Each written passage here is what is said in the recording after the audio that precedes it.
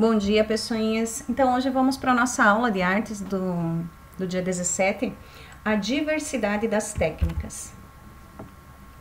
A arte ali é a representação simbólica do mundo, né? Como a gente já havia falado. Então, ela pode ser produzida através de uma obra, seja ela visual, sonora ou de interpretação. Então, eu tenho várias formas de expressar a arte.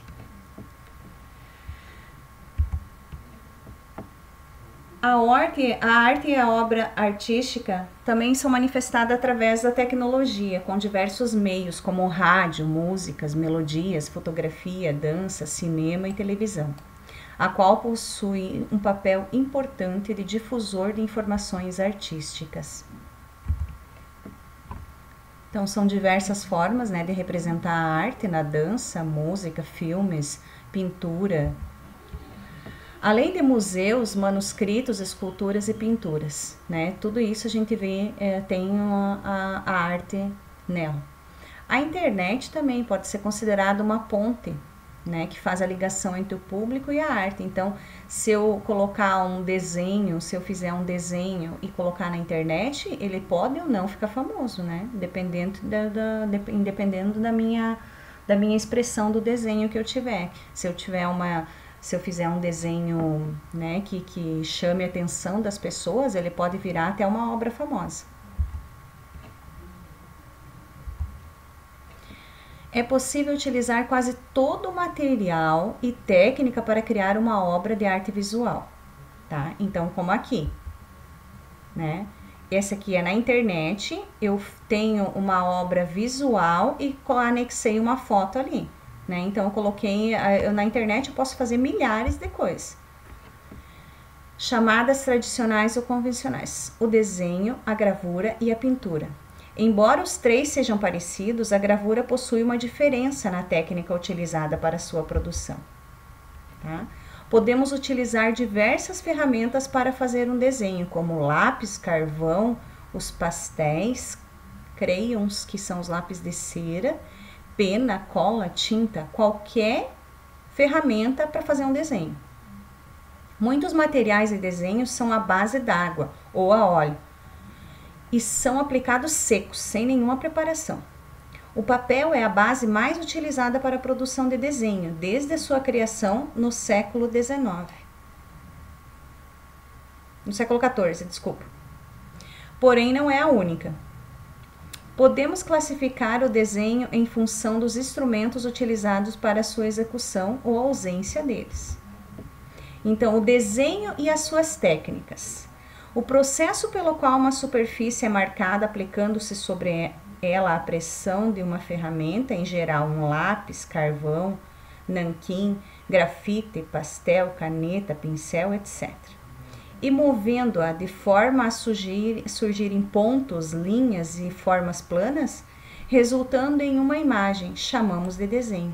Então, qualquer coisa que a gente for fazer, independente se a gente juntar uma linha, uma forma plana, um círculo, ele vai ser chamado de desenho. Vejamos algumas técnicas que podemos utilizar para fazer um desenho. Então, tá aqui. Aqui eu estou usando uma técnica pontilhada, né? E aqui eu estou usando uma técnica em linhas, né? Aqui pontilhada e aqui em linhas. Então, essa atividade que vocês vão fazer essa semana. Vocês observaram a foto no slide anterior, essa aqui. Vocês irão fazer um desenho e utilizar as duas técnicas da figura anterior. Esse desenho pode ser qualquer imagem, qualquer coisa. Só irão dividir ao meio o desenho e uma regra, pintar com giz de cera, tá? E daí depois vão enviar a foto da atividade feita. Então, aqui, essa técnica aqui, usar pontilhismo num lado do desenho e no outro vão fazer com linhas, tá? Então, uma vão usar uma técnica, a técnica de linha com giz de cera, sempre com giz de cera, tá? Então, aqui, linha e aqui, pontilhado, tá? Qualquer desenho que vocês forem fazer. Vai lá desenhar uma árvore, por exemplo, a árvore vai estar lá, o desenho da árvore. Vão dividir ela no meio. Metade vai ser de um jeito e metade vai ser de outro, tá? É isso que eu quero só, tá? Vamos fazer qualquer um desenho utilizando a folha inteira do caderno, divide a folha ao meio, o caderno de desenho, e faz metade pontilhismo, metade linha, ok? E envia a foto feita da atividade. Agora uma curiosidade. Olá pessoal, eu sou o Paulo Varela e hoje eu tenho uma curiosidade. Você sabia que a Mona Lisa já foi roubada?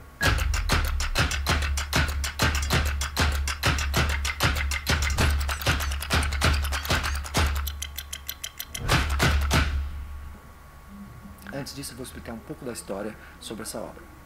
A Mona Lisa começou a ser pintada por volta de 1500 por Leonardo da Vinci, um dos artistas mais famosos do Renascimento.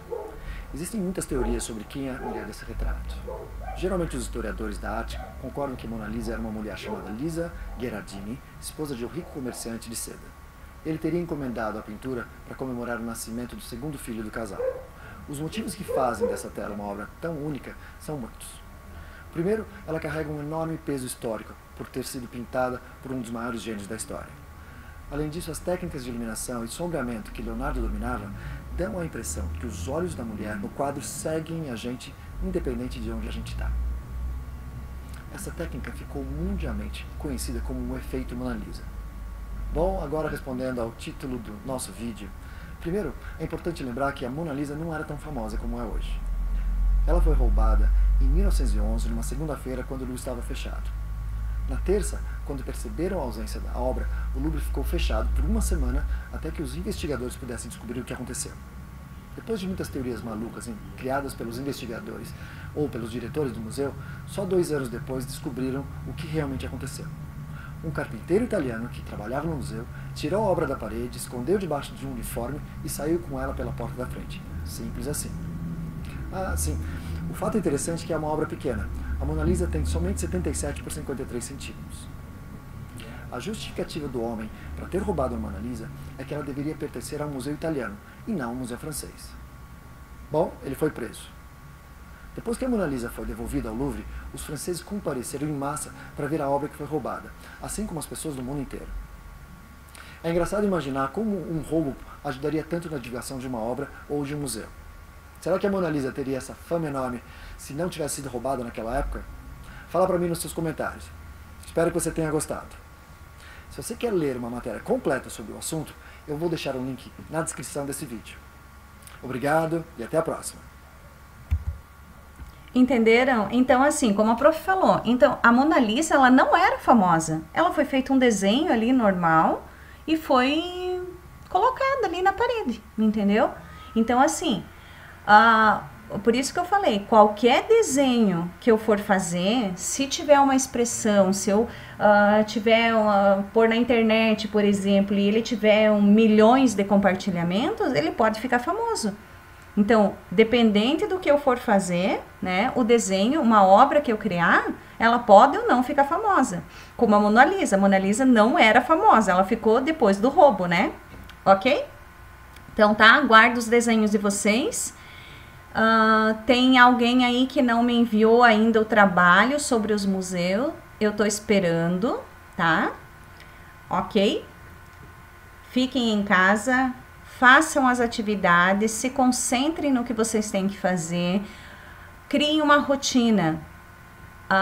Pela manhã eu vou fazer tal disciplina, depois eu faço tal disciplina, criem uma rotina, tá? Como se vocês estivessem na aula, não estamos de férias e as atividades precisam ser entregues. Beijo, fiquem em casa.